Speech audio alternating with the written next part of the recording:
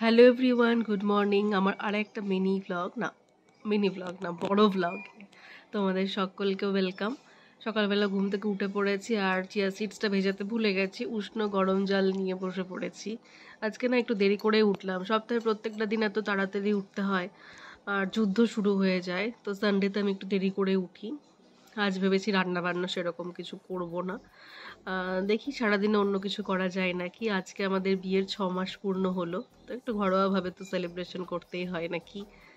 গত বছর মানে 2024-এর ডিসেম্বরে, মানে এই লাস্ট ডিসেম্বরের 15 তারিখে আমাদের বিয়ে হয়েছিল।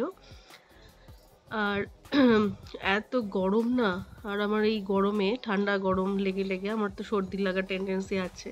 প্রত্যেক দিন সাইনাসের জন্য মাথা ব্যথা করছে, সর্দি লেগে যাচ্ছে, চোখ মুখ ফুলে যাচ্ছে, চোখে অ্যালার্জি হচ্ছে, আর কি কি সব হচ্ছে কি আর বলবো। আর গলাটা ঠিকই হচ্ছে না, কবে থেকে প্রায় বসে গিয়েছে। আমি তো ভাবলাম আজকে একটু বড় ব্লগ করি, আজকে স্পেশাল একটা দিন আর সময় পেয়েছি। সপ্তাহের অন্য অন্য দিন বড় ব্লগ বানানোর খুব একটা সময় পাওয়া যায় না। আর কাল থেকে আবার আমার হাজব্যান্ডের মর্নিং স্কুল হয়ে যাচ্ছে। এবার আমার তো মর্নিংয়ে যাওয়ার কোনো ব্যাপার নেই, আগে আমরা দুজনেই একই সাথে বাড়ি থেকে বেরিয়ে যেতাম। এখন আমাকে আরবার মানে ভোরে উঠতে হবে, মানে 5টা 5:30। তারপরে ও সকাল 7টার মধ্যে বেরিয়ে চলে যাবে, তারপরে আমাকে আবার আমার টাইমে বেরোতে হবে। এমনিতেই রাতে ঘুম হচ্ছে না গরমের জন্য, তো আজকে ভাবলাম একটু ঘুমিয়ে নিই। উঠলাম সকাল 6:30টায়।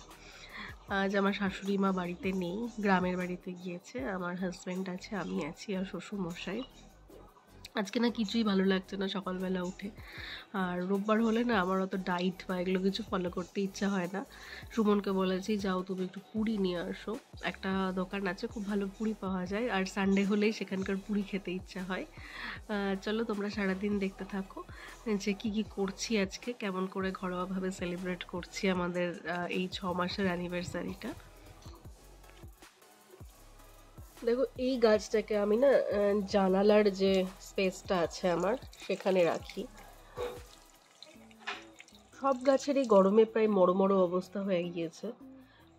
দুবার করে জল দিতে হয় দিনে, তাই জল দিয়ে দিলাম এখন একবার। এই গাছটা আমার ভীষণ পছন্দ, আমি আরও কিনবো ভেবেছি এই গাছটা। নিজেদেরকেও যেরকম বেশি বেশি জল খেতে হবে, সেরকম কিন্তু গাছেদেরকেও অনেক বেশি করে জল দিতে হবে, তাই না?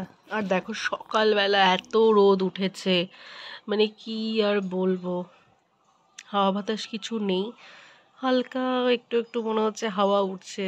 আজকে প্রথমে বেশ সকাল সকালই ঘুম থেকে উঠেছিলাম, তারপরে আবার ঘুমিয়ে গিয়েছিলাম। আর ঘুম থেকে উঠে একবার তারপরে ঘুমোলে আরও বেশি জোরালো ঘুম হয়, তাই উঠতে দেরি হয়ে গেল। সুমন নিয়ে আসলো ডাল পুরি, এর সঙ্গে একটা চাটনি আর আলুর তরকারি, অসাধারণ ছিল। আর তারপরে আমি জানালাটার পাশে বসে বসে একটা বই পড়েছি, অনেকক্ষণ বসেছিলাম। সুমন আবার তালের শাঁস এনে রেখেছিল, এটা খেতে কিন্তু দারুণ লাগে। আর ফ্রিজে রেখেছিল, তো ও মাতব্বর করে ডিপ ফ্রিজে ঢুকিয়ে দিয়েছিল, আর এগুলোর ভেতরে না পুরো বরফ হয়ে গিয়েছিল।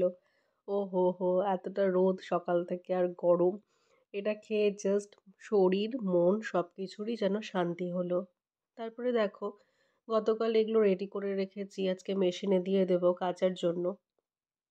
রোববারে তো কাছাকাছি করাটা একটু ম্যান্ডেটারি ব্যাপার, সারা সপ্তাহের যা যা থাকে এ বাদেও কিন্তু আমি সপ্তাহের মাঝে 2 থেকে 3 দিন মেশিনে কাছাকাছি করি। মানে আমাদের যেহেতু দুজনকেই রোজ বেরোতে হয়, তাই আমাদের জামা কাপড়গুলো খুব ফ্রিকোয়েন্টলি কাচার দরকার পড়ে। একবার পরলে তো গরমে সেই জামা কাপড় আর পরা যায় না। আর সানলাইটের লিকুইডটা আমি কিন্তু এবারই প্রথম কিনলাম, আগে আমি সার্ফ এক্সেলের ওয়াশিং লিকুইড ইউজ করতাম।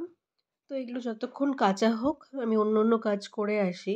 ও মা, যেই কাজ করতে যাব দেখলাম ঝমঝমিয়ে বৃষ্টি নেমে আসবে মনে হয়। হ্যাঁ, বলতে বলতে নেমেও এসেছে, প্রচণ্ড হাওয়া হচ্ছে। সকালবেলা এতটা গরমে ঘুম থেকে উঠেছিলাম, ভাবাই যায় না যে এরকম একটা বৃষ্টি চলে আসবে।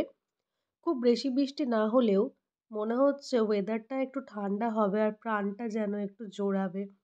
মানে এত গরমে না আজকে সকাল থেকে উঠে ওই জন্য আরোই কোনো বাড়ির কাজ করতে ইচ্ছা হচ্ছিল না। ভাবছিলাম এই গরমে কি করে কাজ করব। বৃষ্টি হওয়াতে আজকে ভেবেই নিলাম যে বাড়ির পরিষ্কার করার যে কাজগুলো, যেগুলো এতদিন ধরে হয়নি, আজকে পরিষ্কার করেই ছাড়বো, সে হোক না অ্যানিভার্সারি বা কিছু। কিন্তু একটা মন খারাপ, আমার শাশুড়ি মা গ্রামের বাড়িতে গিয়েছিল।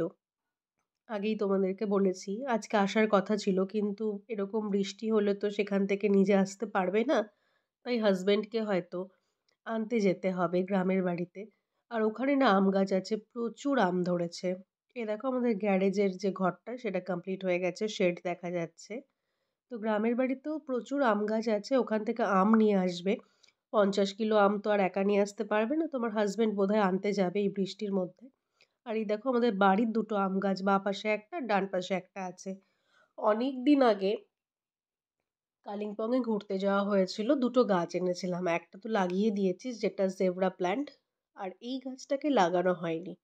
আজকে সুমনকে বললাম এটা আজকে লাগাতেই হবে, কেন কিছুদিন ধরে এত বৃষ্টি হয়েছে মাটি সব ভিজে ছিল। আর তারপরে যখন রোদ উঠলো একটু মাটিটা শুকিয়েছে, তো আজকেই এই গাছটাকে লাগিয়ে দেব। আমার না গাছ ভীষণ ভালো লাগে, আমি একটা গাছ প্রেমী মানুষ, যেখানেই যাই গাছ কিনি।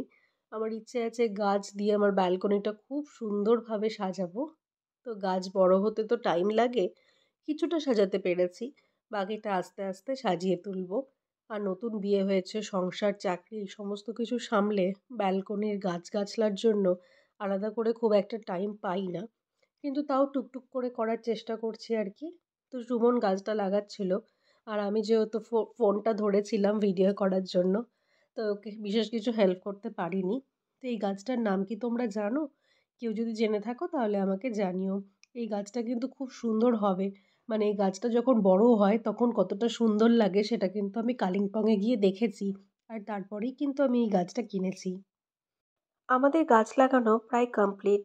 জানো তো, সবাইকে নিয়ে চলতে চলতে না অনেক সময় জীবনে চলার পথে নিজেদের ছোট ছোট খুশিগুলোকে স্যাক্রিফাইস করতে হয়, উইদাউট এনি কমপ্লেন।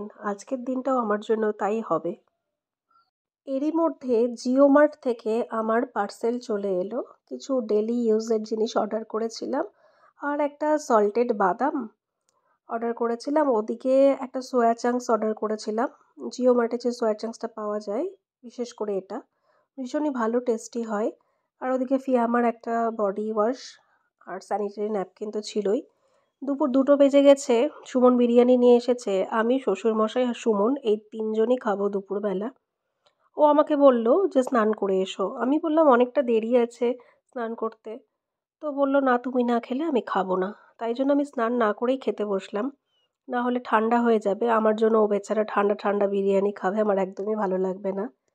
তারপরে আবার কিছুটা ঘরের কাজ সেরে স্নান করে পুজো দিয়ে নিলাম। পুজো দিতে না এত দেরি হয়ে গেলে আমার মোটেই ভালো লাগে না। তারপরে এখন যাব ব্যালকনির কিছু কাজ করতে। আসলে না আজকে মনে হয় আর বিকেলটা সেলিব্রেট করা হবে না। সকালে ভেবেছিলাম বিকেলে বেরোবো, একটু ছবি তুলবো, কোনো রেস্টুরেন্টে যাব, কিন্তু সুমন তো বেরিয়ে গেল ওর বাবাকে নিয়ে, মানে আমার শাশুড়ি মাকে আনতে। গ্রামের বাড়িতে আটকা পড়েছে, ওখানে ঝড় বৃষ্টিও হচ্ছে। এটাকেই বোধহয় জীবন বলে, বুঝলে তো। বিয়ের পরে কিন্তু দুজন মিলে দুজন দুজনকে অ্যাডজাস্ট করে দুজনের টেম্পারমেন্ট মেনে নিয়ে একসাথে পাশে থেকে যাওয়া। জীবন মানে কিন্তু ওই ক্ষণিকের রোমান্সটা না, এটা বিয়ে না করলে বোঝাই যায় না। চলো, আমার ব্যালকনি মেকওভার আজকের মতো কমপ্লিট। সমস্ত ট্রেগুলো যেগুলো গাছের নিচে দেওয়া থাকে সেগুলোকে ধুয়ে ধুয়ে আমি রেখেছি। আর এই যে ফাইনাল লুক, সপ্তাহে একদিন পরিষ্কার করার চেষ্টা করি। এভাবেই কাটলো, কিছুটা মন খারাপ, আবার অনেকটা আনন্দ নিয়ে 6 মাসের অ্যানিভার্সারির দিনটা।